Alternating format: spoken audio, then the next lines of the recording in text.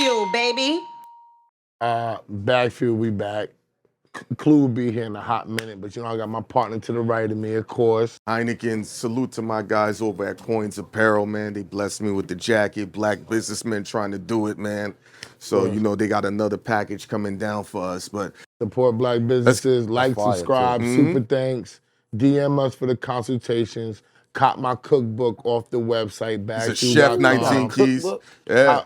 Cop his sweatshirts off the website. It's up right now. And we got a special guest. Y'all ain't think we was gonna have this dude up on here. We got 19 Keys in Man, the building. pleasure to be here. Word up, I didn't know you was a chef too. Yo, yeah. I do a little bit of everything. We just was talking about that. Gotta shake shit up, you know what I'm saying? One of my first jobs I ever had was at a bakery, actually. Interesting. Yeah, you're a black Muslim bakery in Oakland. Word. Yeah, it was What more was you than a baking bakery, in there? but then they had everything. So this was a bakery that was established by Elijah Muhammad. So at the time, you know, they had restaurants all over the U.S. Yes. So in Oakland, he went to a man, or Dr. Bey went to him and asked permission, right, to establish the restaurant. He said, call it Your Black Muslim Bakery so they know that we own stuff. You feel me? At that time, you know, I think one of the larger things about the nation was to show people like this ain't no nickel and dime hustling. You feel me? Like they had a whole meeting at one point in time at Savers Day, and it was like, we got $50 million in revenue this year. You know what I'm saying? But going back to the bakery, it was all based on how to eat to live, right? His teaching. So everything in the restaurant, whether it's gluten-free, no salt, you know, they had the fish that come from Peru, so you'll get the fresh whiting fillet fish. Yeah. You feel me? So we learned everything on how to make bread, you know, how to roll the dough, oil it, pies, drinks, shit, anything you could name, for real. No, that's important because the food now amongst our people of color is really wrecking our stomachs. Oh man, it's bad. That's why we got the worst disease rates out of everybody, specifically black men.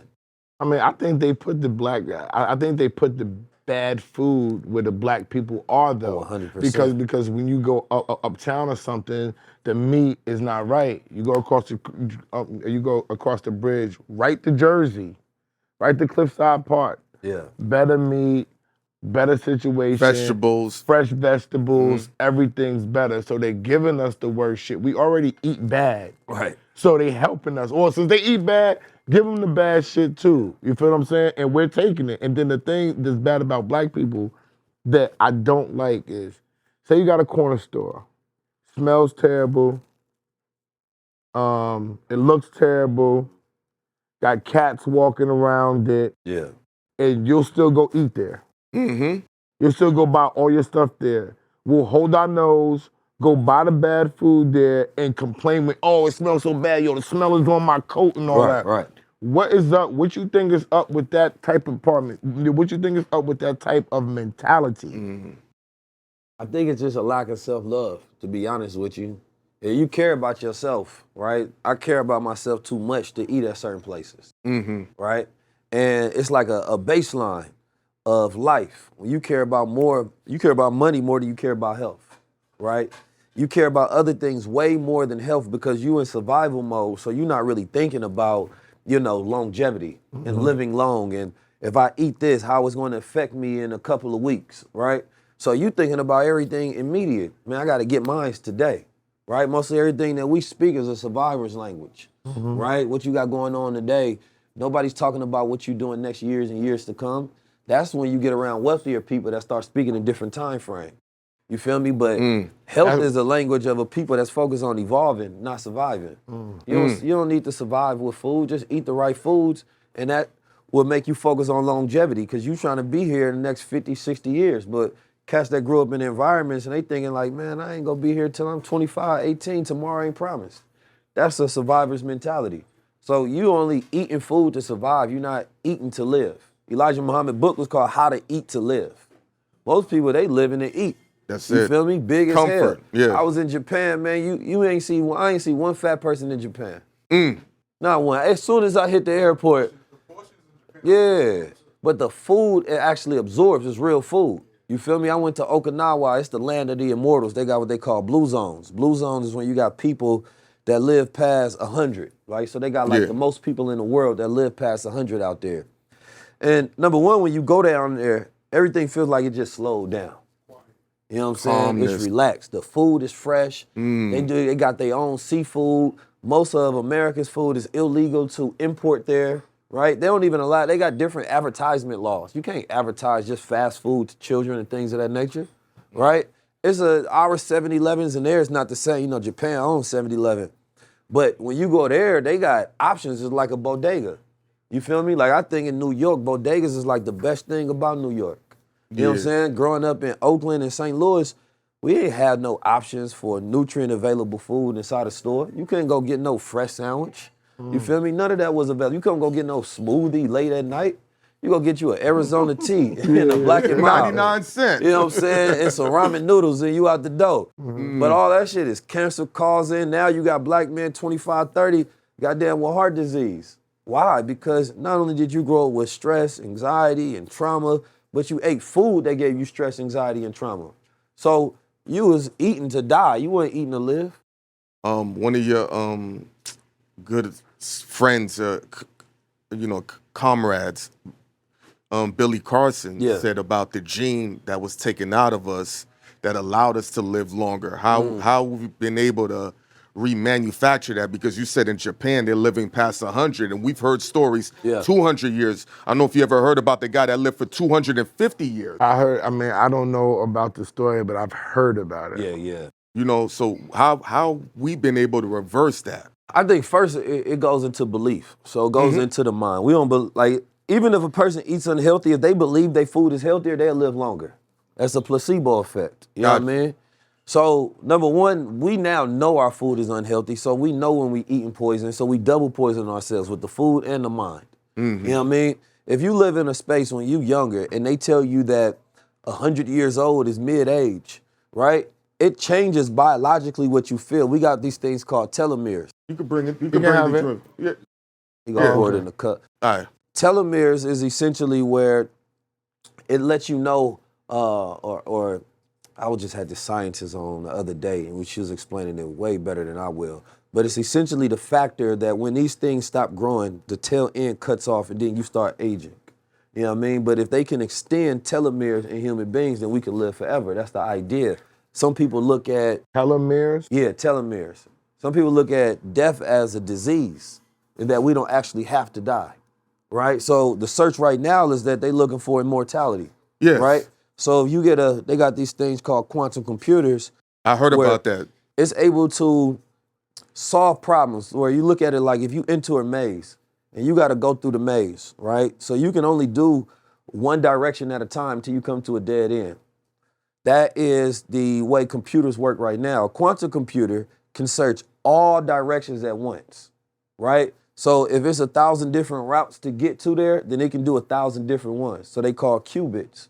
So instead of just 1 and 0, it exists at that state at the same time, right? So what they do is they're able to map the entire DNA, the whole entire DNA genome. That allows them, they got a company called CRISPR that allowed them to go in there and edit genes. It's this young black boy named by the name of, his name is, I think, Johnny. He was the first to have his genes edited, right? He had not malaria, but sickle cell, right? Sickle cell where you have crescent-shaped cells, right? And it causes pain throughout the body, right? It's chronic. And it particularly affects, I think, like 80, 90% black people. So he did this. He said he felt like a guinea pig, but it actually helped him. So now that we got these quantum machines, a regular computer, it probably took them, they say, like 10,000 years for a regular computer, because you have to go search and you got to do one thing at a time, essentially. But now these quantum computers, they can do 1 million things at once. So now they can sequence the whole entire brain, sequence the whole genome, and they go create cures. And it's going to be focused on longevity, especially at a time where white people's not living that long. Right? And they're not producing enough babies. That's what Elon Musk keep complaining about. And then Bill Gates complaining about the Africans are having too many babies. So one trying to control population and one want population growth. You feel me? And we the only ones not seeing it. Like Africa, the average age is 19 years old. What happened? Whoa. Average age of what is 19 years old? In Africa on the continent. Well, our average age is around like some 40 years old. They got the youngest continent in the world. Which is why all the investment is going there, because they see that population growth, right? GDP, gross domestic product, automatically rises when you have a large population of people. right? India and China, they got billions of people. You feel me? Those are some of the top markets now, India and China, right? Because now you backing your dollar based on the people and their productivity, technology, industry, markets. Now you got all these consumers, right?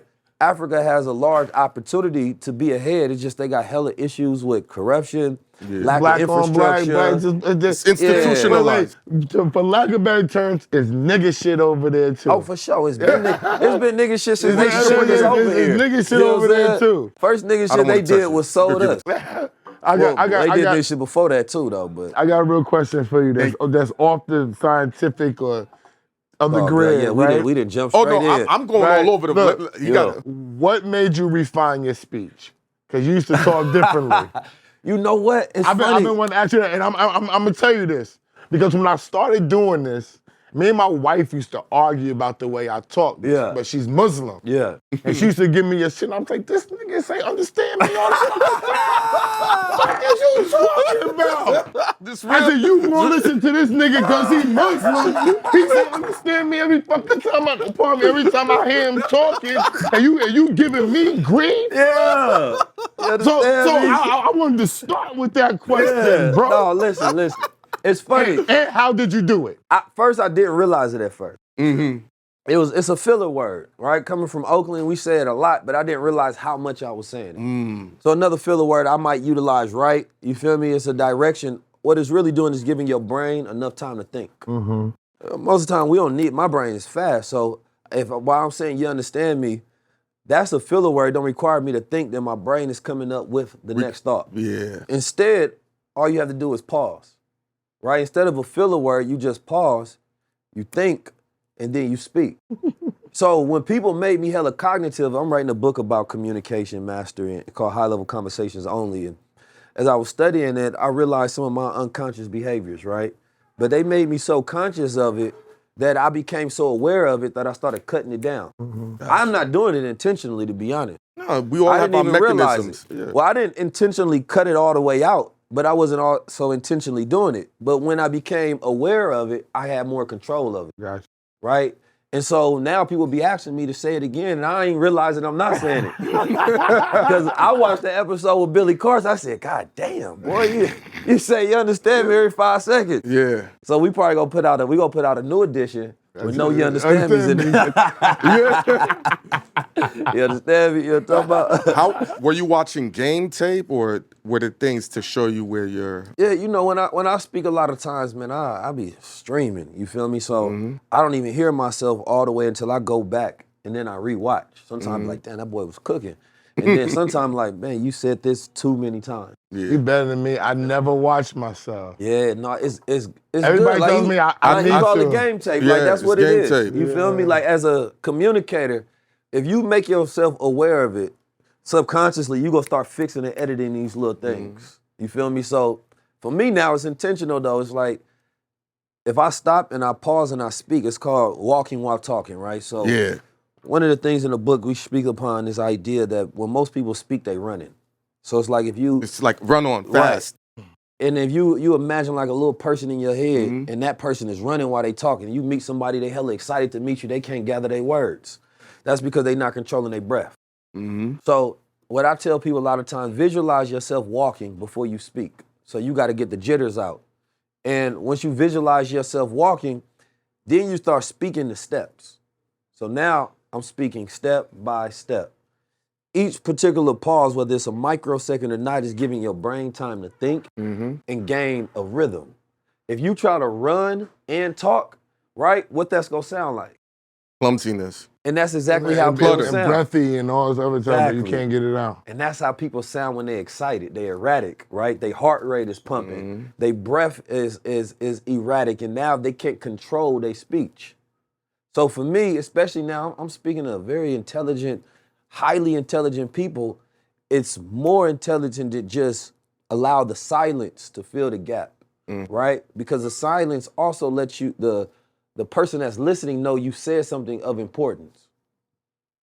Then you stop and you put a pin on it, and now they're forced to process what you said versus you kept running on over that point. So the goal is, how can you say less, right, and make it mean more? right? In rap, I think somebody who does a very good job is like Kendrick Lamar.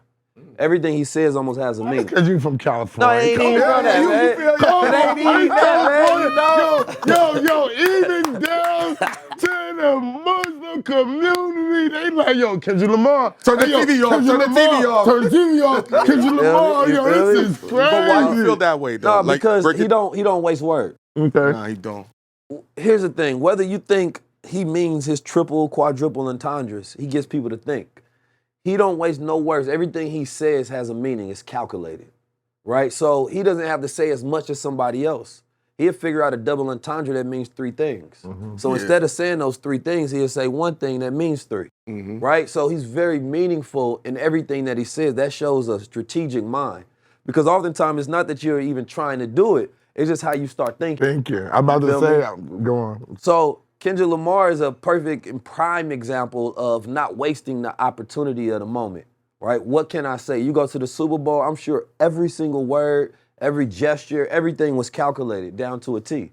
And that also shows you a team around as well. So when your team start thinking like that, down to what color you go wear, right? How you go design yourself, because design creates interaction. So now you force how other people perceive you by designing everything that you do intentionally and not leaving anything up, right, to interpretation, or leaving enough room for interpretation so that people assume and it forces people to talk about it. Because sometimes that's the mastery, right? It's in marketing, it's like called phenomenology. It's like I think it was Supreme did a good job, Obey did a good job at this, where you put out an idea, don't tell people what it means. So now everybody talking about this. Is this a cult? Like, what does this mean? Is this? Now everybody starts applying their own meaning to it. So now they personalize your brand to them. So now they connected to it. So now whatever idea that they connect to it, they're wearing that brand to connect to that idea. It's very smart. And I think that his team over there at PG Lang, I think they do a good job at real intentional. And I'm probably, not every verse is like that. He probably gives somebody a verse where he just vibing. But recently, especially, he ain't making no mistakes with it. Your tactics, go S. Where do you get your knowledge from? Man, I think, anywhere I can find it. You know, I think my basis. Do you look for it? Yeah. I look first. I look for things that stimulate me, right? So I might study a philosopher that I might be, hour into the book and no concept hit me that mattered to me. But then sometimes my brain is trained to like find concepts and ideas that I can utilize, right, to teach the people or teach myself. Because the way I fell in love with knowledge is I had a case when I was 19 years old. It was an assault case, right? My father and my brother was co-defendants on the case. I was fighting the case at first from the inside, right? My brother, he was inside as well. My pops was outside. My older brother, when I was locked up, I started reading this book. It was a fiction book, right? You locked up, you can imagine every character that's in the book. I remember going through that whole book. It was like a movie. And then when I closed the last chapter, I just realized, like, damn, I just distracted myself, but my reality the same, right? I didn't add any value, right, to my abilities or my skill set to get myself out this situation. And when I got out, I was in like Ohio for like 30 days. They extradited me to Santa Rita in Oakland. I got bailed out, and then my brother gave me a list of books to read, right?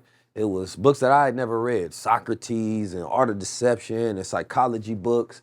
The point of it was so that I would be prepared, right, going into court to understand what was happening around me, right? So they build a lot of that legalese based on the philosophers and Art of Deception and Socrates and Socratic methods and things of that nature. So now I started understanding the tactics and the layout that was around me.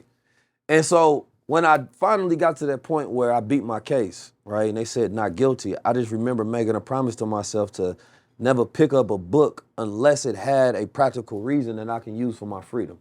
So now I look for knowledge that whether I'm using it strategically to leverage in conversation, I'm using it to amplify the way I think, to explain things to others, it has to have some kind of practical use case for me. And what that really does is just give me intention that I filter all my information through. So I could possibly read a fiction book, but I'm gonna look for a lesson in that story.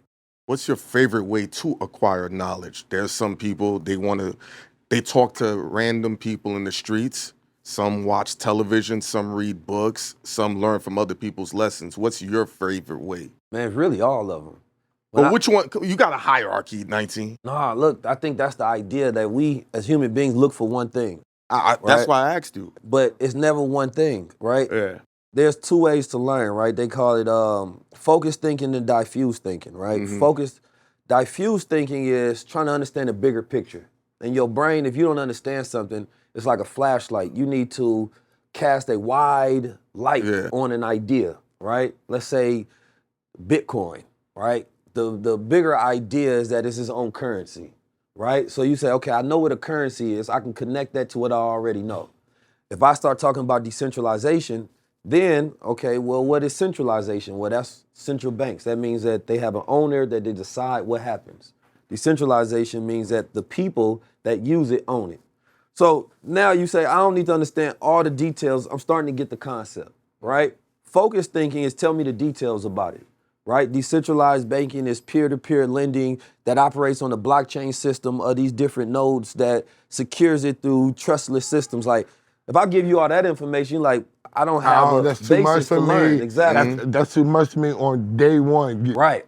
So when I'm learning, I focus on diffuse thinking first. Yes. Let me get the concept.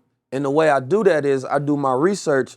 I'm going to get the concept, but then I'm going to study the root. So it's like studying the root word of something. Or where did this concept come from? You got, right now we have tokenomics and cryptocurrency. I want to understand, well, who created the term tokenomics? Everybody's using it. I studied that. I find the father of tokenomics, right? Why did he think like that? Then I find his inspiration. So then when you get to the root of something, you can manipulate it how you want to understand it from your meaning. Yeah. Versus having to take somebody else's interpretation of it. Gotcha. So as I'm learning, I think studying the language is the most important thing to me. Like I be studying. Studying the language, meaning what? Like if I'm learning the medical concept, right? I was studying something about cordyceps. It's a mushroom coffee. I've seen that. It's big right now. It's good for you. But they put out a scientific paper on how that it increases or decreases recovery time by like 4x. So there's a bunch of concepts in there I didn't understand. They start talking about CD34 cells. So then I had to go look up what the hell is CD34? What is CD? What does that mean? You know what I'm saying? Why do they call it this? I don't need to fully understand it, but what I'm doing is I'm giving my brain a basis. Did you always like to do that? Since you was a kid, did you like to find out stuff like why is this happening and go back to that, or did that come from jail? Nah, I went to jail that long to get. No, I'm just asking, you know what I'm saying? I know because you said that you started reading, so you got to learn from reading, right, so I'm saying, you know what I mean? So when we take it back to Oakland, I went to when I was up until maybe like 6th grade, I went to black Muslim school. You know what I'm saying? First one was Elijah's Educational Center. Second one was Muhammad Academy. Elijah's Educational Center was in Oakland. Muhammad Academy was in St. Louis. When I was there, you would learn based on your aptitude level. You know what I mean? Like your degree of learning. So you're not in the 3rd grade because, you know, whatever age requirement. Right. You can move to 4th based on, exactly. So you will move according to your academic level, right? And learning like the teachings when I was younger, we would learn how to memorize the actual facts, student enrollment. These are things that Elijah Muhammad laid out for every believer. But then I'm a rebellious type of spirit, so I'm always questioning and want to know why. Okay. Where did they come from? Why do we have to do this? Why do we have to use this system? Right? And I think it's more so that spirit of understanding that you gave me this. I used to question the adults. I remember one time, man, got in trouble, and I knew I was right. And then my mother, and they asked me, so you trying to say me the teacher is lying? And I remember saying, yes. Obviously, if they saying I'm lying, then they got to be lying. And I got in trouble for that, right? So at that point in time, that's when I realized that adults were stupid and they just want you to go along with what they say, to comply. Yeah. But I realized that's about all society, right? That's not just them. That's how they learn, because that's how society is. You comply to our rules, we'll pass you through. Yes. Right? I had a teacher in school, math school. Man, I remember her name was Miss Jones. I don't like her to this day because she failed me, and I think geometry it was, because I couldn't show my work the way she wanted me to. I remember when I spoke about that, redoing your work to show it, and I said the teacher taught me how to skip the steps. Right. Yeah. Instead of the best way to do is to teach a child based on the way they learn. So you can strengthen that. So they can be a master thinker in the way that their intelligence type is aligned with. So I realized that, you know, in life, man, it's a game that you play. It ain't about the best cards, it's about your psychology, it's your skill set. You feel me? In the way that you think in the world. So I'd rather develop my perspective, right? When I was younger, I used to always think that, man, a person could be a billionaire, but they ain't got my perspective. They ain't grow up in Oakland and St. Louis around the Muslims and in the streets, and they can't see things how I see it. So no matter how much money you got, no matter how much knowledge you got, you can never see the world from my view. So I always thought that as my superpower, the way I seen things. So I always wanted to strengthen my perspective on everything. So you can give me yours, I'll take it, but there's something called settling on the best part. I'll take the best parts of this that resonate with me, but then I'm gonna take the rest that I feel is the better way to think about this. Gotcha. What are you doing to protect your reputation? And what I mean by that, there's a deliberate attack on men of your caliber, such as 19 Keys, Billy Carson, Terrence Howard, Earn Your Leisure. If you notice, black men who are now giving a different thought process and they're questioning it. And I've noticed they've grouped all of y'all. They said these guys are giving false or misinformation and they're grifting. Yeah, I think I've noticed this. It's a deliberate attack. So if you want to discredit somebody, there's certain words you want to use. You want to use scam, you want to use grift, or you want to use pseudoscience, right?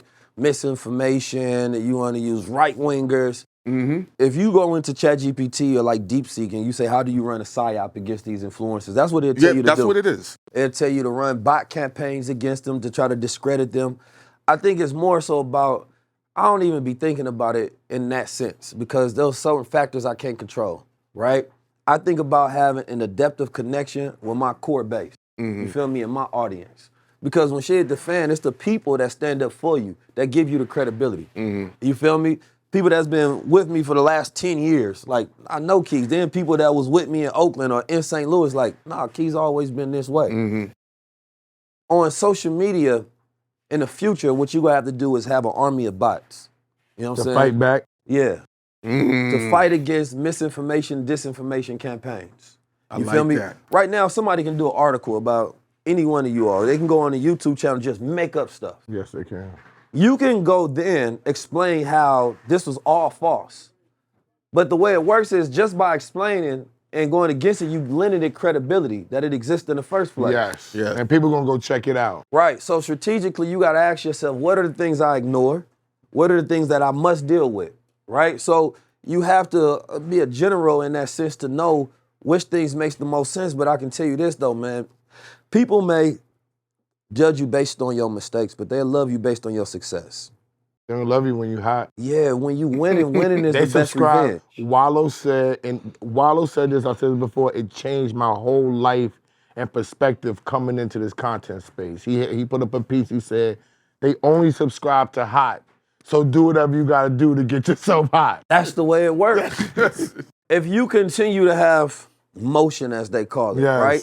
People gonna lock in with you. If you still moving, the problem with a lot of people is when something happens, they internalize that. And they stop moving. Right, and it becomes their life. They get anxiety and stress. Man, people didn't talk shit about me so many times. A lot of times I'ma laugh at it. But when I go across the planet, I get nothing but love.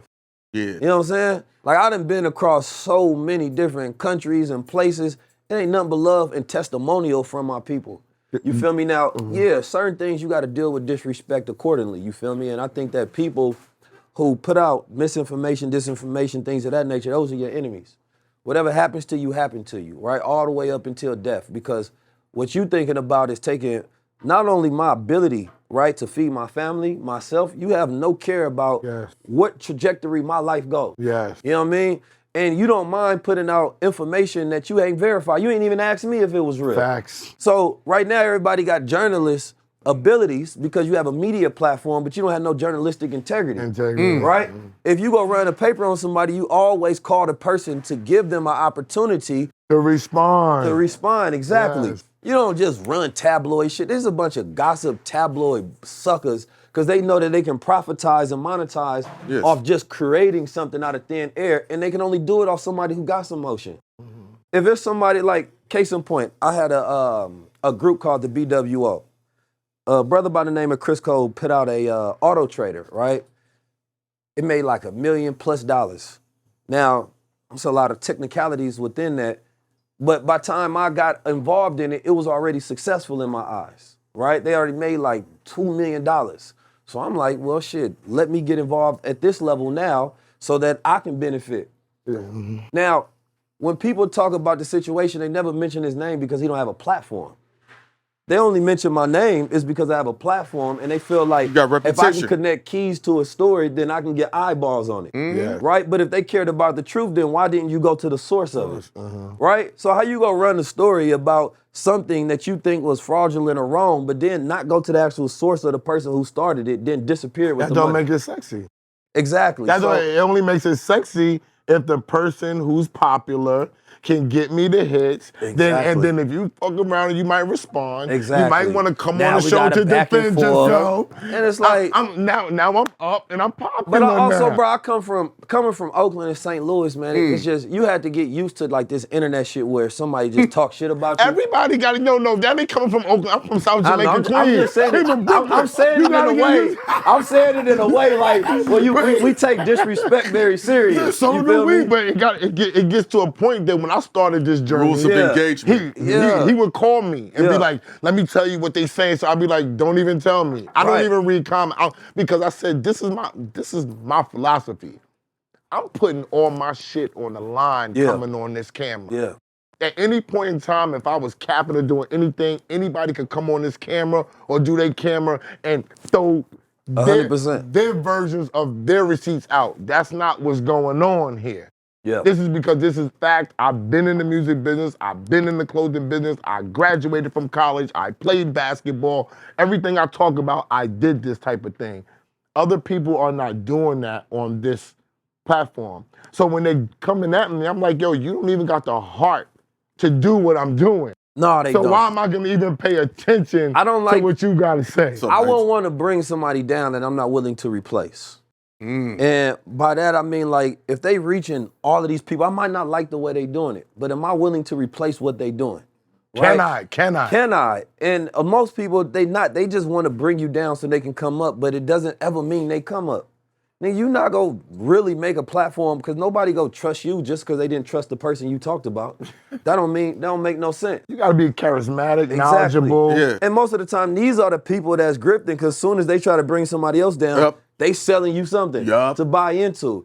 But I learned in life that there's categories of people, right? There's people that when you put out something, those are your first group of people, they revolutionaries, right? They jumping in, they rocking with you. The second group of people, word of mouth. Man, I heard what you're doing is good. I want to get involved. Third group of people, when those two groups are big enough, everybody else want to do it because everybody doing it. The fourth group, those are the people don't matter what's happening, they not going to get involved at all. And those are the loudest. You know what I mean? So they're not even your target base. Spectators. They're not your customer base at all. And they only talking shit because they know they was never going to support you in the first place. So they trying to justify their actions of hating. So it's all psyops to me. You mentioned previously about the story, why didn't they use the gentleman's name? Simple. I've always said a name that's powerful is just as important as your work. You know, if you notice certain Genghis Khan, Michael Jordan, Kobe Bryant, these are names that stand out. So what did it take to get 19 keys? When you hear that, it makes you stop, you know? And that's why they had to use your name. Aside from the work you put in, the name is powerful. It's impactful.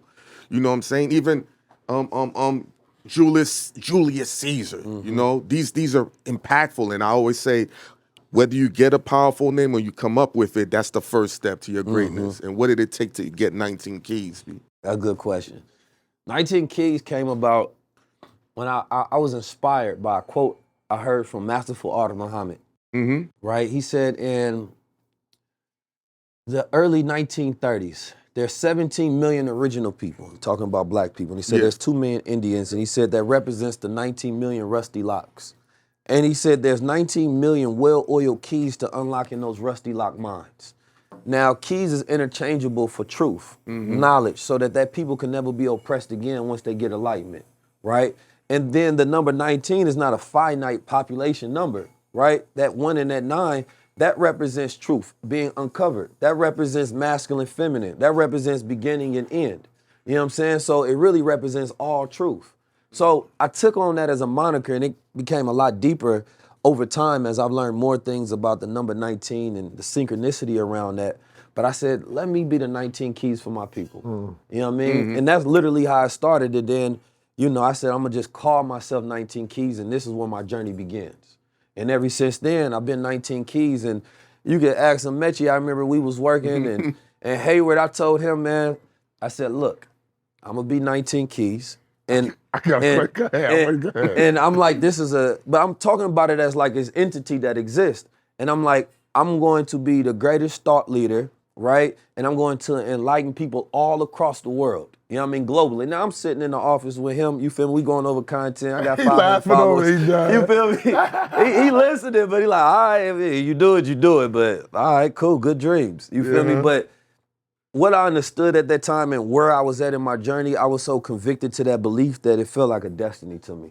You feel me? It wasn't a goal or a plan. What were you thinking about when you changed your name to 19 Keys? You was gonna start telling niggas this your name now. It was the same thing when I first put on the crowns. I put on the crowns, and the first iteration, it looked like a bandana, you know what I mean, with the sun, moon, and stars that was correlated to Elijah Muhammad, because I say, damn, when you look at the movie Colors, right, it showed people outside of like LA what to wear, how to dress, how to act, things of that nature. It gave them the code, you feel me? And I'm like, they can put on the bandana with the paisley print and it represents they a part of something. But what is that representation? And we can put on the symbols and say we God body.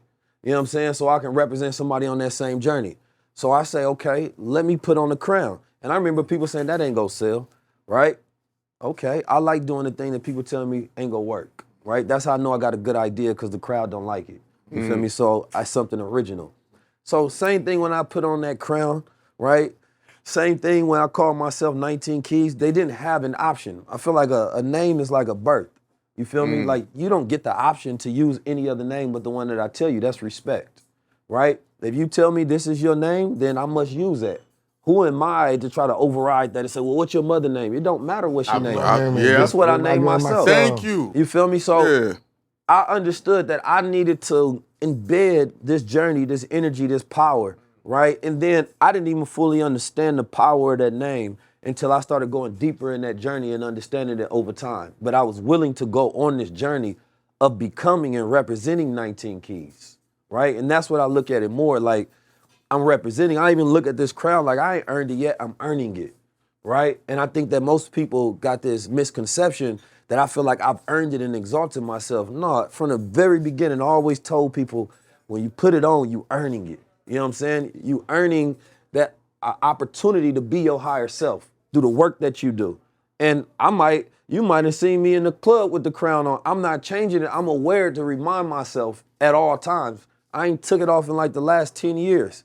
Because I want that constant reminder of my higher self, even if I'm doing something low, to get back in check. They always say all royalty is based on illegitimacy, meaning, yeah, you were a king, but then someone else took the crown, or they thought themselves as a king. So, bam, where's your bloodline of royalty starting from? By you taking it or believing you're a king already. Yeah, but that's the funny thing about bloodline. Like, even the word Anunnaki means the bloodline of the god. Anunnakis. Right? We're very familiar. And when you think about this concept of royal bloodlines, it's the science of mating, right? Like, if I'm a scientist and I find a woman that's a scientist, they're going to get 50% of my skill sets, 50% of hers. Then if I have this child, I want this child to mate with another fellow academic scholar or something. So what we're doing is we're creating royal blood, right? Because we're practicing this form of controlling, right, that DNA knowledge, all the time. the DNA of the knowledge. Exactly. I got you. That's who that child becomes. And so you may look at, and that's why royalty respects royalty, because they know that this is a different class of people over time. You can disrupt your bloodline, you feel me? But we should be intentionally practicing that. But, we look at movies and we focus on who we in love with. You feel me? Versus who we can make a royal baby with. What mixes to create a good bloodline? That's LeVar different. Ball did the good mix to have Yeah. a good bloodline. Yeah. He said, I'm an athlete. I'm a meet mate with this athlete. I'm volleyball having player. 3 athletes. You I'm gonna have feel me? 3 boys. He was Hey, intentional, and it worked. Think about that. What's up, good You brother? mic him up. Yo, But that's powerful though. That's real talk, real Knights. quick before he jumps in. What's the money commandment that you live by? Meaning something that you do to keep money in your pocket. I love that. I don't chase money, I create value. Right? As long as I'm becoming valuable, money will chase me. Right? As long as I'm learning, right? As long as I'm being of service, somebody's gonna need me. So what's gonna happen is if I learn AI, then somebody gonna call me to teach them that. Right? If I execute and gain a new experience, somebody gonna wanna learn that and get consultation, right? If I learn a new skill set, right, around money, then I can get money without needing nobody else. So for me, it's about increasing value. Instead of chasing money, let money chase you. Money chases value. It's created to be an exchange of currency for things of value. When you're valuable, you'll never be broke. We spoke about quantum computers, right? One of the things I learned why they process so fast is its access. What's happening, good brother? DJ Clue on the set, its ability to tap into the multiverse and multiple planes of existence and reality to get an answer that wouldn't exist only on this plane, you know what I'm saying? And that's how come when we first started this interview, you said something about these ideas were already here. And somebody once told me every idea exists, past, present, and future. You just got to learn how to access it through the plane. And that's why sometimes a person be like, yo, he stole my idea. No, he accessed it before you. I agree. You know, how accurate do you feel about that? I mean, I think each one of us, the person we are today is not the person we was 10 years ago. Never. Right? And if we stayed that person, we'd be living a different dimension. We shifted the way we think, the way we feel, right? The way we perceive things. And so it gave us access to a higher dimension, right? I think it's simple. Like the idea of multiple dimensions now is a practical idea because computers, right, have shown them to exist. Yes. But this has been in conversation for eons through our ancestors talking about these ideas. They would call it pseudo-hotep science at first. Now the scientists have caught up, so who was more advanced, right? So this idea of shifting and becoming successful is that do you create a goal and then trying to meet that goal, or do you become the manifestation of that goal? Meaning that when somebody want to do something, what they really want is access to what completing that goal will make them feel. Respect, you know what I'm saying? Power, right? Being at peace. So if you focus on becoming those things first, you go shift yourself already there. The universe don't respond to goals, it responds to frequency. I don't care what your goals are if that ain't who you are. You feel me? You can't become anything more than what you already are. So if you want to make a quantum leap in life, become the thing, right? Settle in that emotion and that feeling. And then what if I walk in here like a wealthy man, you know what I'm saying, of confidence, everybody go treat me like that. If I walk in here like a broke man that's insecure, everybody go treat me like that. These are completely 2 different dimensions, 2 different realities. Before I walk in those doors, the way I feel about myself creates the reality that I live when I come in here. It's simple science, but we not taught it from a young age, so we gotta relearn things when we get older, so it becomes concepts that become harder to understand.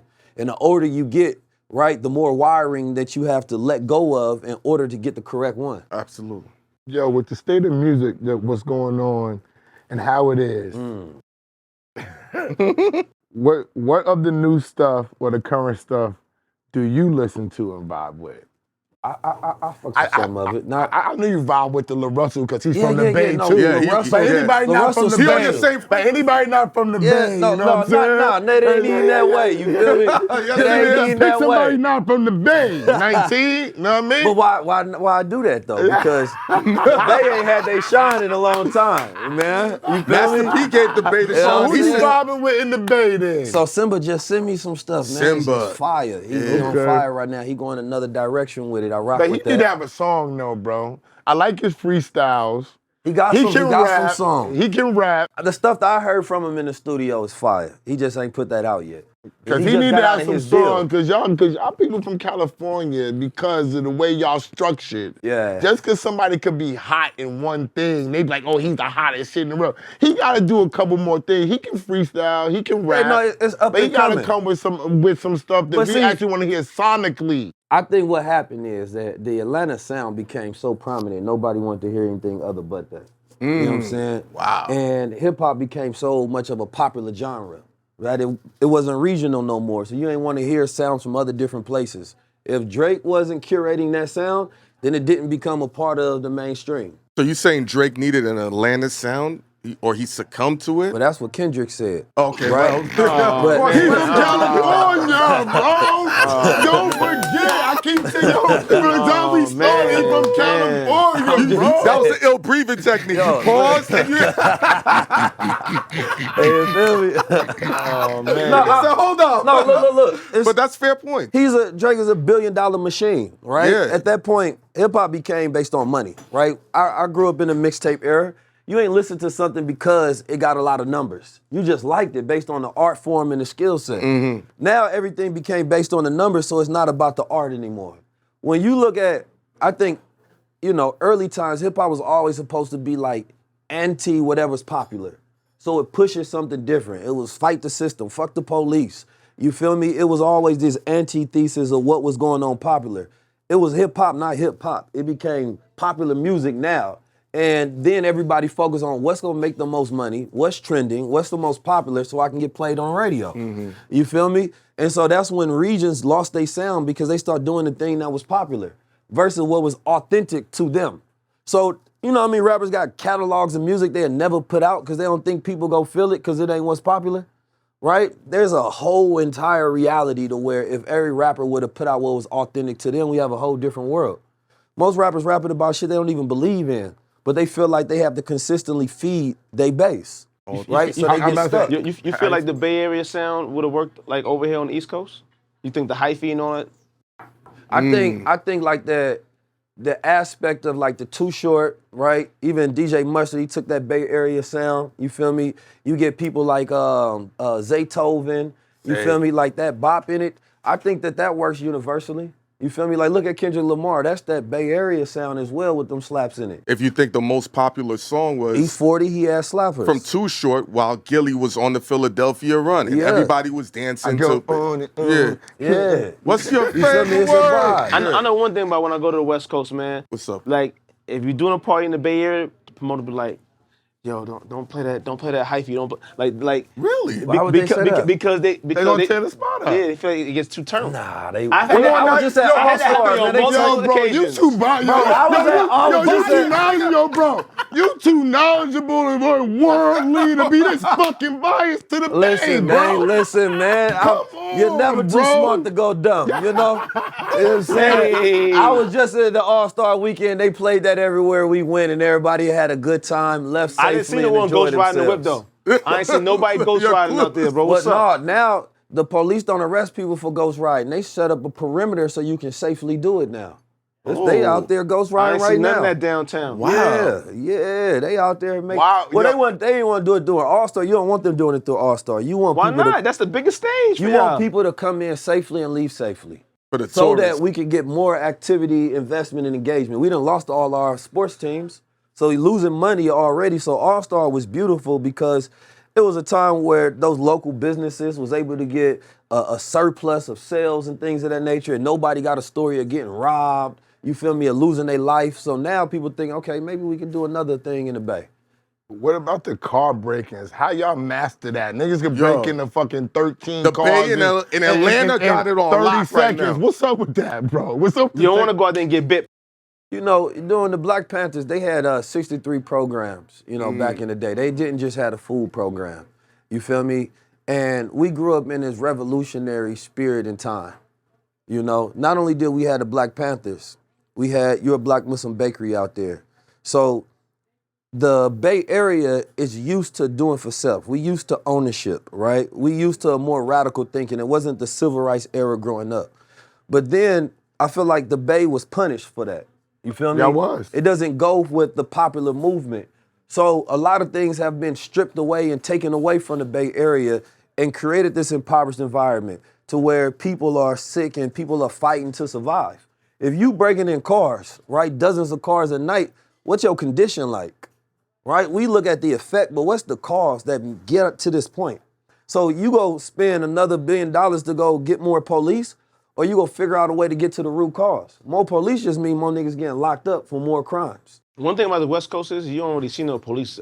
Like rarely is coming from New York. When you see Cops a cop every everywhere. block out there on the West Coast, when you go out there, Spread out. if you see a cop, it's like a rare sighting. Yeah, I think you know, I live in LA now. I definitely don't see as many LAPD as you used to back in the day. You feel me? But I think they have in California, there's a more hands-off approach with policing because they're trying to get the numbers down. Like more black people get locked up because we get over-policed. You feel me? It's not that we commit more crimes than white people, they just not being over-policed. They're not trying to find every white person snorting coke and lock them up for that so that drug possession goes higher, but they go find every black man doing something, so therefore those cases go higher. And we also the ones that, you know, are found most not guilty and found that, you know, there was something of an error or fraudulent within that case. Yeah. So those numbers are not reported the same way. So I think that it's good that we're not over-policed. It's just that we have to figure out ways to control the community at the same time. But you can't do that without money. I know it was bad out there when someone left In-N-Out Burger on the seat and someone broke their window to take the In-N-Out Burger. I'm like, that's crazy. In Oakland, that's the first time an In-N-Out closed down because it was so dangerous. Right. Really? Yeah, they closed it down. The CEO was like, man, we couldn't do it no more. And it's making money, but they got fights, they breaking windows, doing all kind of wild stuff. But that just naturally happened when you got poverty. You know what I'm saying? What happens when you got thousands of jobs because you got the Coliseum out there, you got the Oakland Raiders, you got the Warriors, you feel me? You got the A's. Then take away all of that. What you think gonna happen to that place? Gentrification, tech came in. Everybody had to go move all the way out to Antioch. The prices went higher. People couldn't afford things. So it's like California, in the Bay Area specifically, went through what everybody else is going through now, right? Inflation and high asset prices. This is the most expensive place in the country to live. Yeah, no. So that's when you get extreme poverty, right? And extreme wealth. So it's gonna create these situations. They're creating the crime. So you can't blame the people that's committing the crime. What would you do if you was in that situation? What does Steph Curry mean to the Bay? I don't really know, to be honest. What? But no, I'm just like. Yo, that's that. No, Or do they resonate more with Draymond? No. We were just at an event with Steph Curry. He was just redoing a Court, right? A court, yeah. Which is dope, man. Steph Curry is a real like advocate out there, man. He does a lot of things behind the scenes, right? He get that money from Under Armour and stuff, and he do a lot of stuff with Mr. Fab. That's for the people. He did stuff with my brother Syed Collective with shoe programs. Like, Stephen Curry is one of them ones as far as, you know, the city really embracing him. Like, even if he went somewhere else, it's kind of like when Tupac came to Oakland. Like, he's from Oakland forever after that. You feel From me? New York. He from Oakland. That's what he said. I'm going by his word. He from New York. He was sitting down with Richie Rich from New York. with that leather vest on.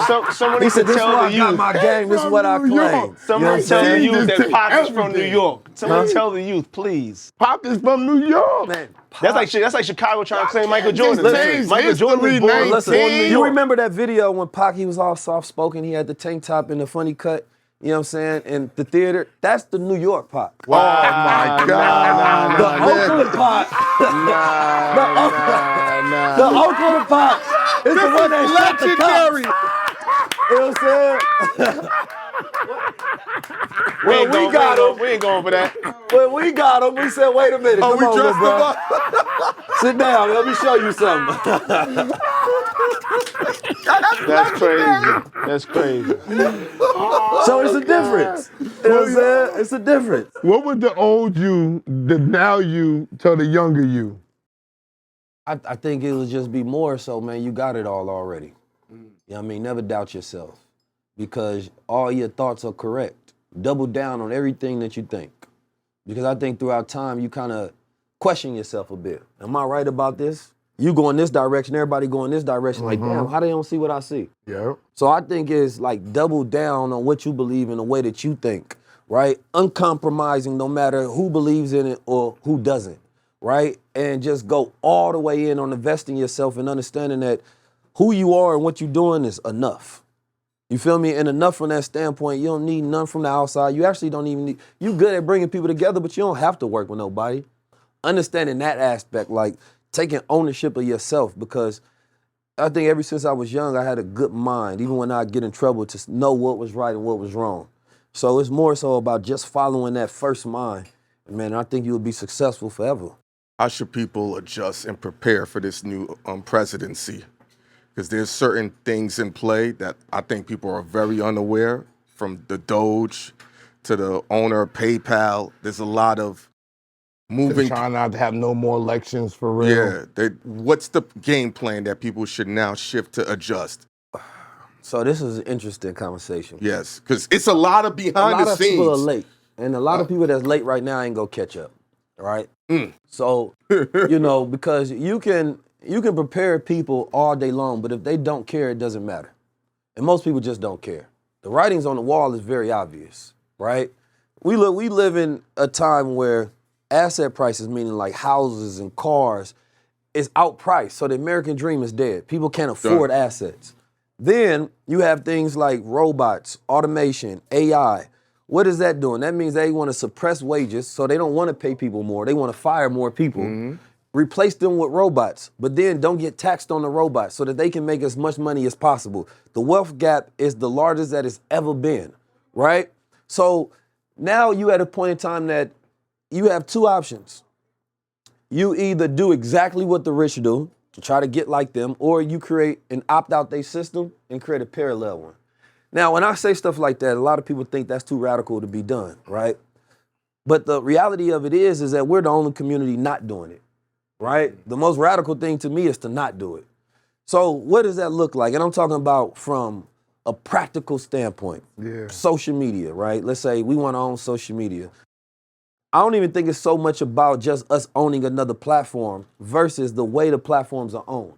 So we got centralized platform, meaning we get on there, we sign a contract, all our IP, right? We share it with them. They own the lion's share. You can't even directly monetize from it, right? It's kind of like an artist being in a 360 deal. You can go tour off of your content, but you can't make money directly. Yes. And if they want to shut you down, they can at any point in time. The apps are like the record labels. So there are applications that are decentralized, Mastodon, Nostr, right? These are ones that's not owned by one single person that you can utilize, and they can't take you down no matter what because nobody owns it. So that's a solution primary, and most people don't know about those things, so they don't think of it. And because we spread information around how do we fight and work within the system versus how we create our own, who had the last solution of the last like economic network? What was our last like wealthiest place? Tulsa, No. Black Wall Street. No, that's the message that we spread. History makes us feel like we victims instead of victors. The last economic network was the Nation of Islam's in the 70s. In the 70s, okay. Right? In today's equivalent, that'd be worth somewhere around $500 million. And if it would have continued to grow, it'd have been worth several billions. But if Elijah Muhammad had everything that you would want a black leader to have, as far as restaurants, he had an aviation trust school, airplane, import, export, schools, a temple in all major cities, right? You know, he had barbershops, he had universities, all the things you would be like, yo, this is what we should build.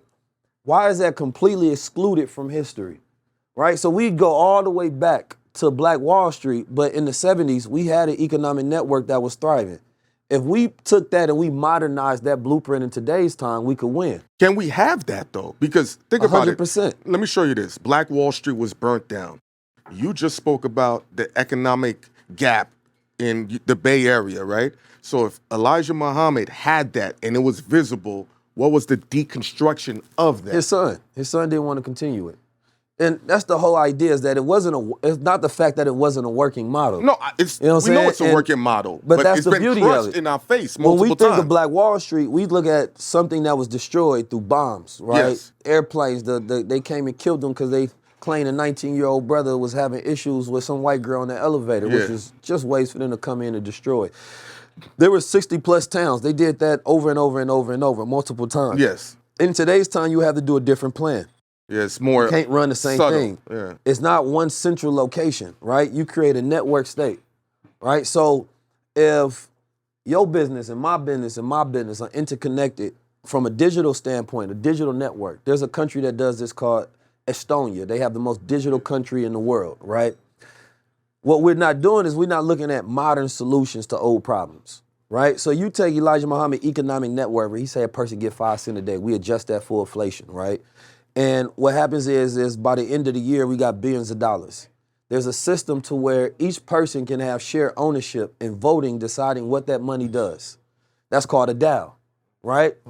Instead of spreading on how we can go vote for the government, how don't we vote within self? Yeah. Now, every model that I'm talking about from... The Asians do it, the Jews do it. Not only just that, decentralization, right? Yeah, everybody else is already... these are things that are existing. Yes. I can show you where they're working. Yeah, I've right? seen it first. This is the future. Like, designer cities is going to be the future. Secondary cities is going to be the future. What about that city where it's like it's straight across, but it's in a wall?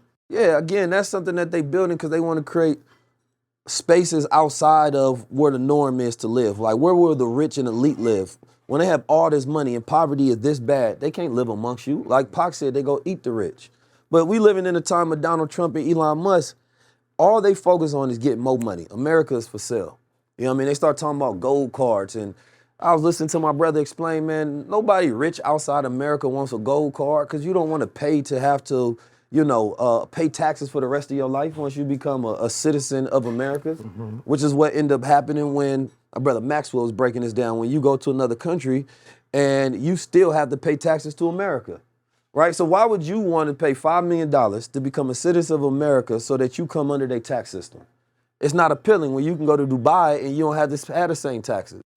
So I think that they're going to continue to roll out a plan where the elites are focusing on just elites. It's an oligarchy, meaning that corporations and special interest groups own it, right?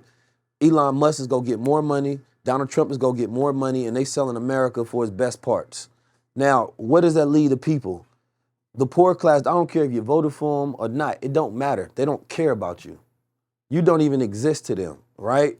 So if you don't start focusing on things like, now they made it legal for you to create your own currency. You can drop your currency, it can go up to millions. The problem is everybody doing it in a stupid way. You feel me? Instead of using it to have something that's long-term, everybody using it like a quick lottery system to make a quick buck. Quick hit. But decentralization is like a revolutionary dream. It's saying that, nigga, they got a banking system that we don't control so we can create our own. But black people don't stick together, 19. We don't stick together. Here's the beauty. Why? Because we don't trust each other. And we don't market and promote our product. We don't trust each other. That's the problem. But in blockchain, you ain't got to trust nobody because the system is set up in a way where it's automated. So if we doing business, we got a podcast together, all right?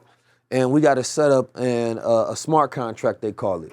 So now that means that when the money come in from YouTube or the sponsors, it goes directly in this bank, right? Now, the only way that this money can be split up, we decide what percentage goes to each person, and we all have to sign on this wallet digitally. Then the money goes. So nobody can rob nobody. Everything is transparent. I can see every transaction that happens. What about the discrepancies? No, I'm not signing off. That's nigga shit. Remember when we started off? Then that money stays in escrow, or you set it up automatically. Yeah, I know, it stays in escrow. If you do it automatically, then you saying that no matter what, this is the percentages everybody's gonna get. We said you go get 30. We said you go get 30. You go get 30. You know what I'm saying? I take 10. So even if it went to 1 billion views, the money still goes. So now somebody like, well, shit, we making a little more money. I need a bigger cut. You can't change your mind. We got this automated. Now we could figure out a mechanism to, adjust it and things of that nature. But we're saying that you don't have to trust me. We are agreeing upon the system, and we gonna automate that system. Gotcha. What do you think about the negative narrative that comes within the urban community when it comes to every TV show is fighting and drinks being thrown and chicks need the bag. And then when it comes to music, it's always, this person hitting against this person trying to take this person down. But it's not like that in other ethnicities. That's a psyop, man. Again, if a psyop is a psychological operation, right? Like the CIA will go to a place in a foreign city, they'll take control of that media to spread an idea. You know what I'm saying? They want to break the people up. We run a psyop on ourselves because we just chase money. So you get like a Zeus TV. He know this shit is psychologically damaging, it's bad for the culture, but he making money. So what he gonna say? Fuck it. And then when rappers do stuff that we don't agree with, what do we justify with? Well, he getting the bag.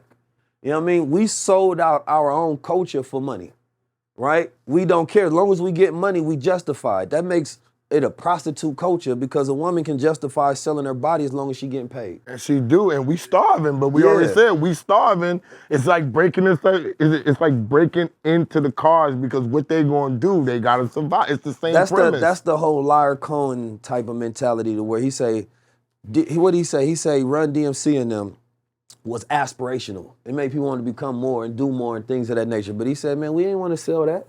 You feel me? We wanted to find something easier to sell that they can replicate. It was easier to sell violence and low-hanging things.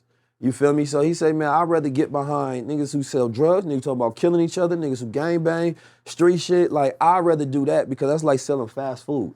Why would I focus on selling something that's good for you when I can make more money setting up all these McDonald's and flipping these burgers? So right now, we got a lot of like junk food. You know what I'm saying? That's the way we consume content. Our music is junk. It's just fast consumption. Go out there to make me a quick buck. I don't care if it's nutritional. I don't care if it's good for you. I don't care if it make you think low at all. I'm not trying to design a world that's aspirational. Mm-hmm. And then the ones who do it get made fun of. You know what I'm saying?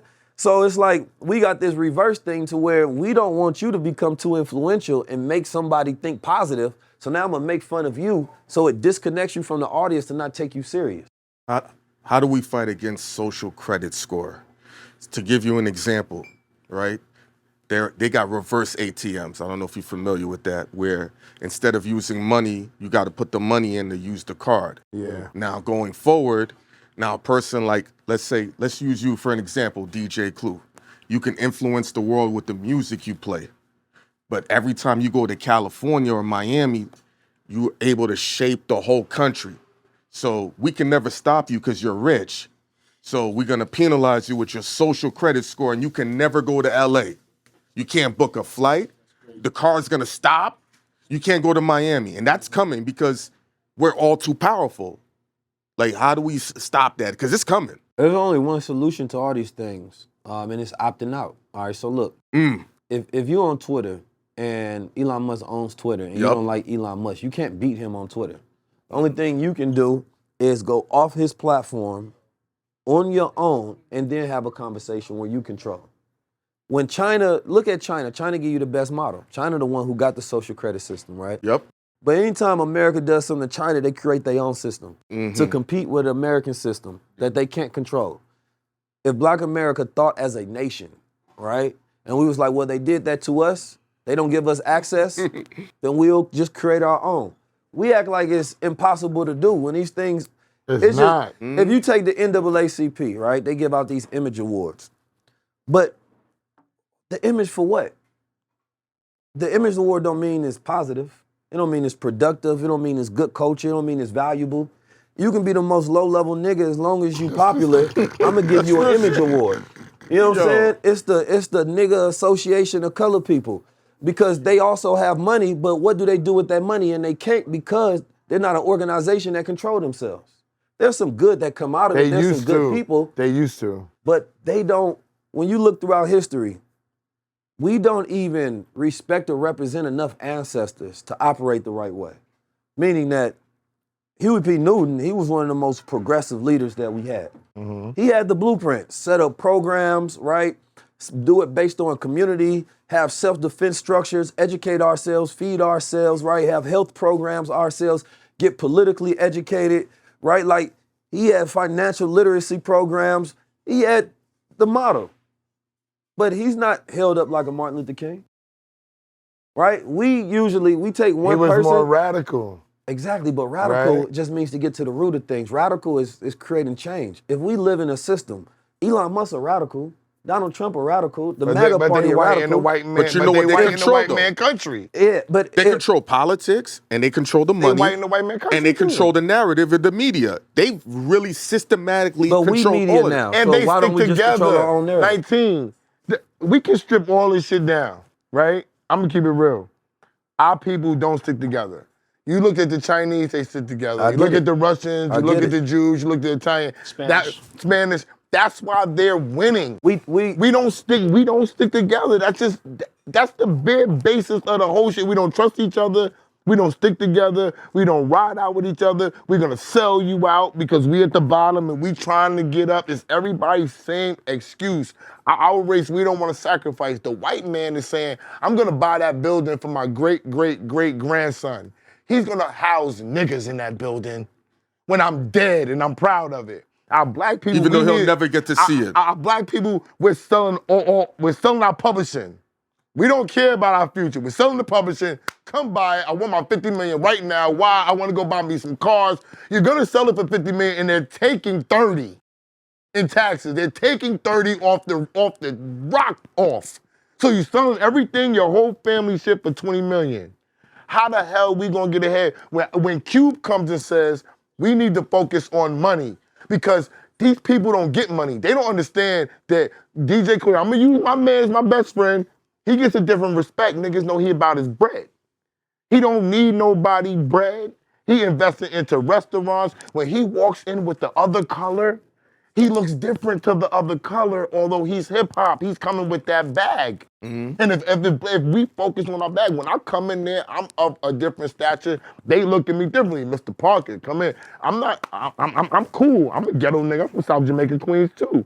We don't focus on getting our bag and try to level up. We don't focus on our money. We focus on creation too much, in my mind. I think that I agree with you to a certain extent. Okay. The thing that we got to get before money is we got to get right with God. In that sense that we don't have value. So when we get money, it's about what we do with it. We got enough money. Everybody got some money they can circulate, throw in a pot. But we don't have a code of ethics and values that we agree on. That would make us the same people, right? The Italians, they have the same ethics. The Jews, they have the same ethics. You feel me? The Britons, the whatever other white people you want to name inside that group, they agree on these ideas. So when they get money, they know what to do with it. These are smaller groups than us, right? Collectively, Smaller, yeah. we have trillions of dollars. So when I was in Japan, I learned about the Bushido, which is this period of time where they took their greatest shoguns, samurai warriors, and they took the lessons from those over like a 200-year period, right? And then that became the core basis of what their culture was built off of. The samurais. Yeah. During that time, though, and this is where they learned the art of war and the art of peace. You know what I'm saying? But during that time, they had to go through some economic stagnation because you have to think, if they just focus on money, you just become like your enemy, which means it's competition. So then we just competing with each other. The problem is we too much about money, right? Instead of the other things, they think about group thinking. I can't do nothing that's about to shame my family and how we look. I don't want to make you a Japanese man, I don't want to make Japan look bad by doing some dumb shit. People don't mind making Black America look bad. Don't care. Because we don't have group thinking, we have individual thinking. So at the core, how do you do that? They did it through media, right? One of them anyway, media, government, policing, everything. They took that Bushido, right? These ideas, and they implemented it in every aspect of their life. So imagine if these ideas around economic freedom and liberation and family and truth, and we say for the next 20 years, right? Those are going to be the main concepts that we push in hip hop. So whether you're a young kid growing up in it, that's all you hear growing up. You forced it, when you go watch a cartoon, that's all you see in that. So that's what you think is normal. When you go to church, that's all they talking about. You feel me? The Bushido. The Bushido, and they don't have to say Bushido. What they do is they take those values, like you watch an anime, and they build it based on that. The way they treat each other, the way they respond to each other, the way they respect each other, right? Even the police, their job is to uphold that. So they've been able to use a culture like this technology that keeps them advancing no matter what's happening in the world. When you go out there, it's clean as hell, right? Why is it so clean? Because they teach cleanliness and the wisdom of cleanliness in schools, right? They say, well, listen, you're supposed to clean during the day and you tidy at night. Then they give you a breakdown why, because it helps declutter the mind, right? So now you got all these reasons why. You're not just telling people to do it. There's a philosophy behind everything. It. So when they're doing things, they're not just doing it for the sake of, they understand the philosophy and the meaning, and it's over embedded in everything they do subconsciously, right? So now, man, the daughter respects the father a certain way. The brother protects the sister a certain way. the mother treats the brother a certain way, the son a certain way, and the father a certain way. So there's dynamics in that respect. So when you acting out of that, the other family looking at y'all, wow, like, what the fuck y'all doing? That ain't culture, right? Now our culture is decentralized in the sense that we don't have the same code. Some cats in the street thinking snitching okay, some think snitching not okay. You know what I'm saying? There's no code. The more wild than you do, the more respect you get nowadays. But think about it, in Japan, your social status is based on your grades, right? But in our culture, especially in high school, you got the Jordans first. If you got good grades, they're like, oh, that's he ain't. We he ain't gonna a stay lot. fly. Huh? We gonna stay We fly. gotta It's a expand value the system. idea Thank of you. what culture is. I was talking to some black scientists. I had them on the show. Yeah. And he was telling me about this black brotherhood of black physicists, and this other sister was telling me about all these black scientists doing stuff. And I'm like, we don't even consider that culture. No. If you go, if The you only go person to a, we know is Neil. you know what I'm saying? Neil deGrasse Tyson. Right. That's and about that, it. That makes it an We don't even outlier, consider which that means that culture. that's It's Neil's not- brand, yeah. not Yeah. ours. It's But if not you go ours. see Yep. a math contest or a chess tournament, it's a bunch of Asian kids, you be like, oh, that's their culture. That's what they do. You feel me? So you have to expand the idea of what culture is, because the best of us don't represent us. But The most popular ones represent us, and if you can get attention and become popular and then get paid, then what are you really representing? But I think it's also what's the driving factor of each culture. And it can be poisonous. I'll give you an example. I told Esso this. They made me repeat a class that I passed already, but they needed to fill a seat. So I would just come in there. I already got a 98 in it. So when the Scantron test came, I didn't need to take it. So I filled it out before I even got the booklet. And I handed it in to the teacher. Now, everybody knows the Asians always want to be first. They had a fucking titty attack. Like, what did he get? I never told him what I got because it didn't matter.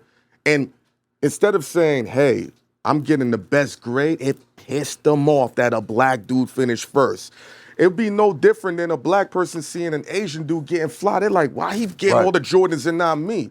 It could be poisonous what your ambition is, as opposed to what But look society at what is. we offended by and what we protect. Like, That's true. You mad that he flyer than you. You ain't mad that he's smarter than you.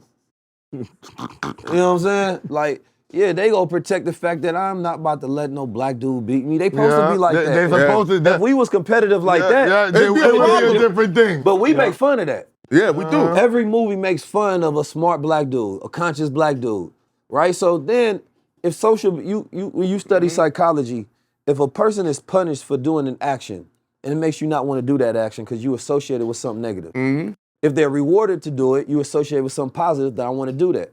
Man, drug dealer get all the women, man, they fly, they outside, they get the respect, want to be a drug dealer. Rapper get all the money, they fly, they get respect, want to be the rapper. Streamer get all the money, they fly, they respect, want to be the streamer.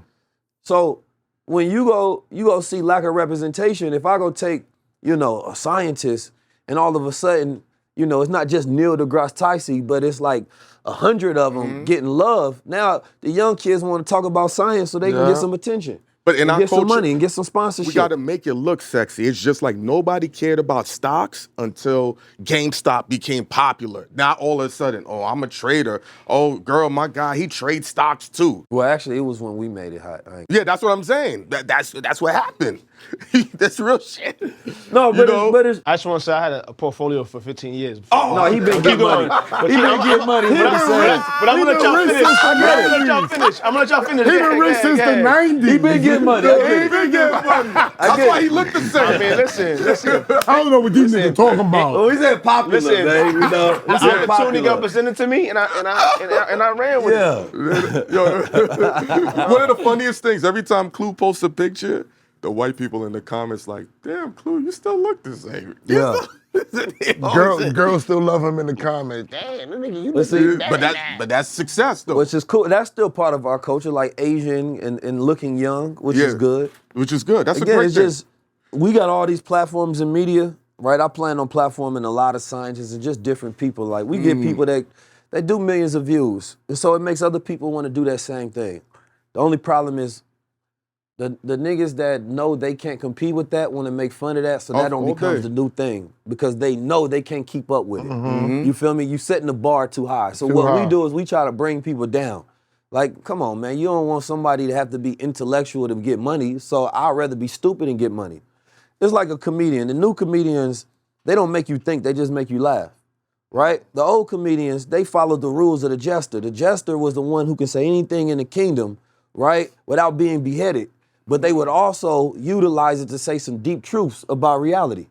The new age comedians don't speak no truths. They come just on make you social laugh. media. It's like the music. Everything is microwave now. Exactly. Yeah, Because but a lot of it is scrutinized because of they're afraid of the cancel culture. No, they're afraid of that. Look They at Cat afraid of that. Williams. When he stopped being afraid of it, what happened? He became the biggest comedian in the world. You know what I'm saying? Look at Dave Chappelle. He stopped being afraid of it. He the hottest right now. It's funny we say that, but when you look at, like, we'll say, like, conscious rap don't sell or niggas, but then you look at a J. Cole, then you look at a Kendrick Lamar, I knew he was then gonna you say look at the Kendrick. top comedians, you get a Cat Williams, you get a Dave Chappelle, like, these things do sell. We just Can you still- take those blueprints like they outliers. Can you still put Kendrick in the conscious category now? I don't even like because he I don't even from the like Bay, he no. can. I don't like the word conscious like means something different to everybody, right? I just think it's hip hop. See, I told you he gonna put him in there. I just think it's hip hop. He love California and the baby. He I just not think going it's hip-hop, against B. that, B. When Ice Cube say today was a good day, is that conscious rap? It was just a good day, B. This thing is crazy. I You know think what I'm saying? I think It was I think just it a was good day. I think it's weird that When he said we gonna be all right, we gonna be all right. It's just a good day. I think it's weird that in our culture, perfect example is because you said Kendrick Lamar, he throws a shot at Drake and Cole, and they say it's for the sport, but in reality, what really is it? Well, I mean, he threw a shot back. I knew he was gonna say that too because they put their But- first but shot out. on first. How is someone, as an artist, you always supposed to think you're the best? How is someone saying we the best? Like, oh, we this, we that? What's the matter with someone saying that? Well, that's what Kendrick Lamar did on Control. The control. And then Drake didn't like that, and he dissed them. Allegedly. No, this is documented. He talking to You Elliot Wilson Kendrick about friend, this. he Drake friend, so you gotta I understand. never- how No. that- I don't, listen, I'm just joking. I don't pick a side. Listen, I don't I'm pick just sides. joking. I don't pick I'm sides. just joking. Yo, we can't listen, take a joke at Listen, when he put out the Control verse, Drake said that if it's a problem, let it be a problem then. You know what I'm saying? If somebody go say my name and they mention it, I shouldn't see you backstage and it's hee ha ha. He said, no, it's a killer sport. Like, let's do that. Then when he was about to go on the Etsy Awards or something like ESPY, he did a whole segment dissing him, but they took it out. That got back word. Like, if you heard somebody did a whole segment dissing you, like, oh, we ain't good. You know what I mean? I ain't hear about that one. Yeah, Then they he spoke went about on it BT. on- Kendrick Lamar rapped in a cypher, say he tucking the soft pajama rapper back in his clothes or whatever. It's like a long history of these two Yeah, going back, back and and forth. forth, It yeah. You is. feel me? So I But then- like but- to but look then- at the context. But then I saw the video of Kendrick Lamar bigging up Drake, thanking him for taking him on tour and this, that, Yeah. third. And, Things change. nah. You never supposed to bite the hand that helped you feed you. Bro, Well, never- help never to supposed feed to do you, that. but it's not the one that just fed you. You know what I'm saying? There's a lot of people that paid you, but that don't mean you loyal to each person. Listen, if my man right here, if he takes me, pulls and pulls me up, I'm never gonna shit on him. Unless it he don't matter. unless he shits on you and you like, damn, what was that about? Who he's from California, you don't understand. No, I'm just- He's listen, not I'm- going I'm a against call that Kendrick. man. What don't I'm you a call that understand? man. Yeah, I'm sure that there is opportunity for us to make amends, Yeah. right? I believe in that. I believe in conflict resolution, right? Oh, there's also the sport aspect. Y'all mentioned my name in it. Well, shoot, I'm gonna throw shots back at y'all. You feel me? Then you disrespect my family. Damn. I guess I gotta disrespect you in however manner possible that I can kill you, right? Then it goes there. I think people forget the fact that Drake took it there first. You know what I mean? With the wife thing? Yeah, you disrespect my wife, you disrespect my children, you disrespect my family. Like, there's no more holds barred. After this, we let the hyenas loose. Now you getting diabolical with me. We could have just kept this on wax. So I just look at the whole thing. I like Drake. I listen to a lot of Drake stuff. You feel me? But the Don't let reality the West of it Coast is, find it out. I just think that I just think that Kendrick Lamar is a better king of hip hop and what the essence of hip hop is than Drake. Why you say that? Because Drake makes popular music that's more commercial. It's not represent the essence of Black America. You know what I'm saying? So Kendrick Lamar represents the essence of Black America, right? The spirit of what we going through right now. What we going through a revolution right now. His music is in alignment with that, right? It speaks on the current topics and the trends of it. Drake doesn't address none of it at all. So he's not a good steward of hip hop. Jay-Z would address it. You know what I'm saying? Everybody that's ever been at the top, Pac, Big, everybody is going to address what's going on in the world. Drake is the only rapper who's held that position and who stays silent on everything. But he's more of a pop. Exactly. So let that be pop then. I think it's fine you having a position. You feel me? I just think that when people say, well, you're the king of hip hop or rap, then it's going to make other people say, well, wait a minute. We don't think this represents us right now. So then you get a song not like us. You feel me? So I think it was a natural thing that was going to happen because when you've been around the world, the way they view us is based on whatever content that they have that they know about us from, right? They seen Obama, they say, okay, black people presidential out there. But that's only like the 1% of what they view us from. Every TV just shows us as niggas. You know what I'm saying? All the music they listen to, we ratchet as hell out here. They don't know we got scientists and engineers and revolution and political. They don't know about all that. So when you get a Kendrick Lamar across the world, they say, wait a minute. While you have the biggest Super Bowl in the world, Donald Trump is there in attendance. You know what I'm saying? The rest of the world is watching. And instead of black people looking subservient to just following along with what's going on and we looking weak, Kendrick Lamar stood up there and he represented that spirit of black America. You know what I'm saying? That rebellious spirit that, no, we ain't gonna listen to Uncle Sam in the system. We got our own way of doing things. And that was the core of hip hop, why people would listen to it, because it was rebellious. You feel me? So now you got people in soccer stadiums and quinceañeras and Indian weddings and rock and roll. They all attracted to that same spirit, anti-establishment. So I think that it was a natural thing that was supposed to occur in hip hop, and it just took too long because everybody was eating off of it. So instead of a rapper saying what he really feel on a track, I'm gonna say, well, get me paid. What do you think about? Because a lot of people were saying, like, you know, speaking of the Super Bowl with Kendrick, that he shouldn't have addressed the whole Drake thing. He should have made it more about him. So that's like the biggest platform. Why would you bring somebody else into your time to shine? I think it was strategy. First of all, he knew that people want it. You got to give the people what they want. Then you give people what they don't expect.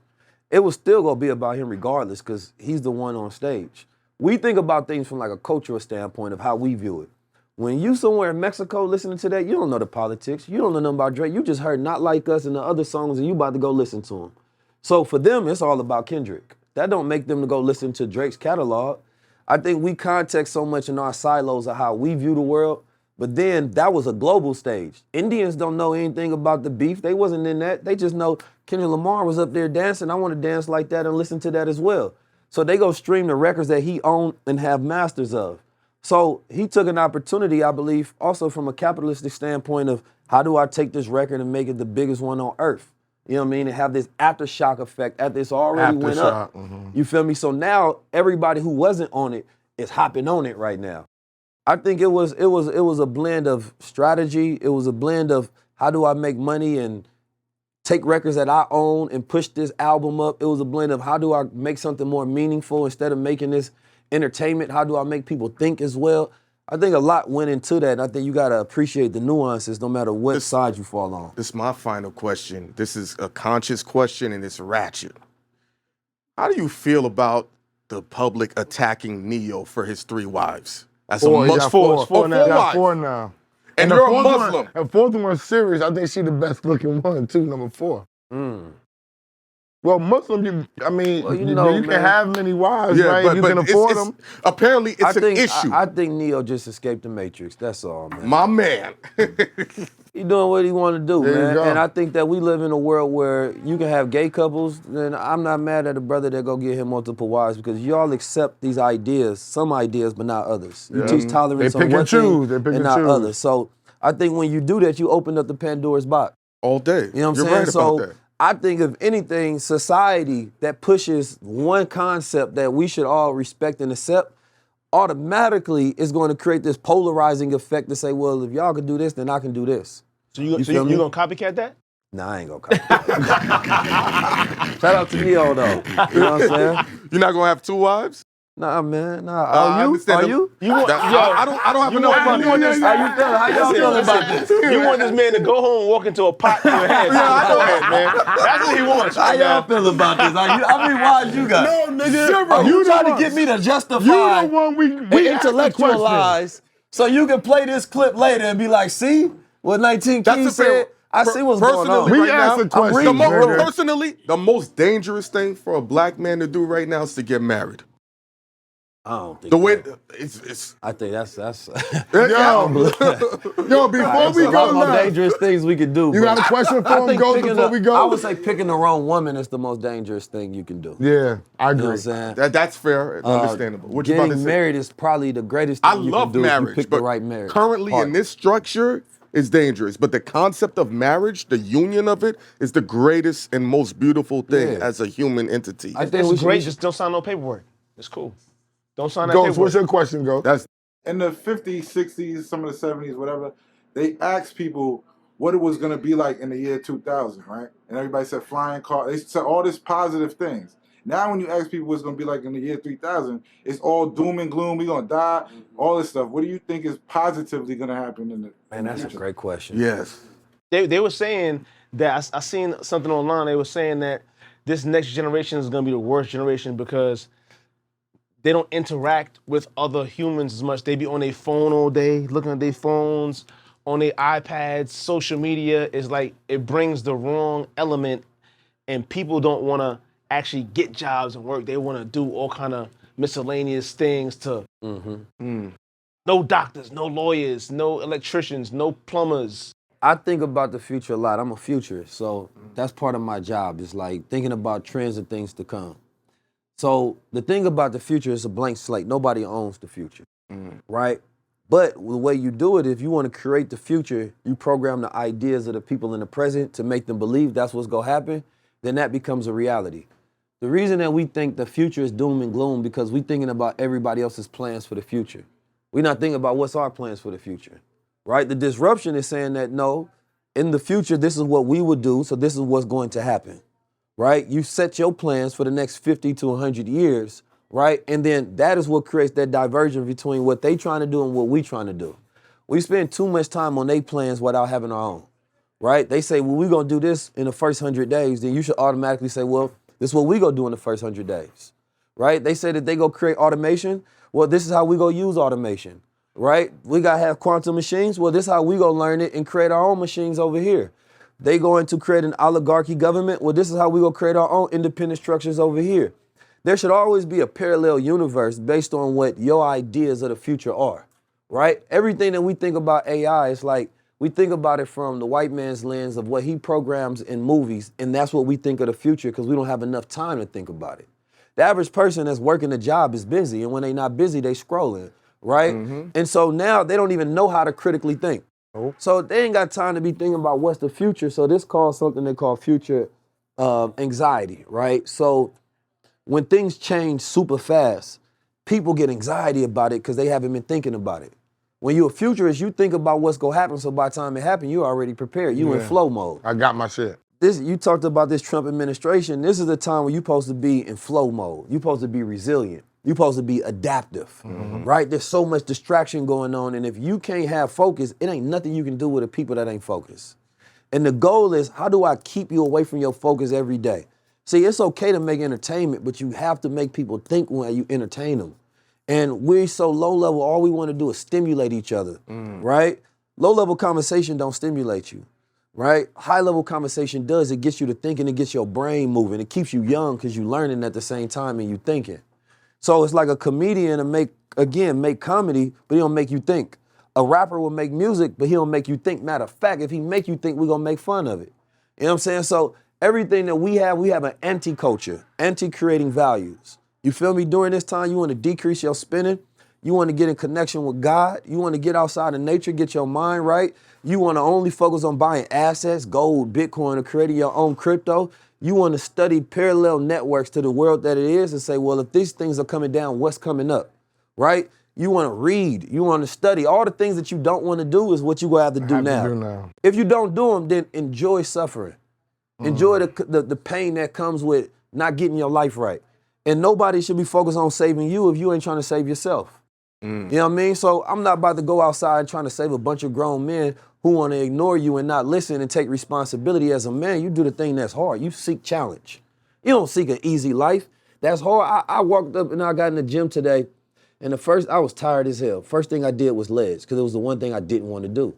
When you do what you don't want to do, it increases your willfulness. So now when you're doing other things that you don't want to do, you still get it done because you're willful, right? Everything we don't want to do, creating our own system, controlling our own media, investing into each other, sitting down, having these roundtable discussions and creating the code, right? Getting the family right. All those things that we don't want to do that we keep pawning off to the next generation, that's what's going to save us.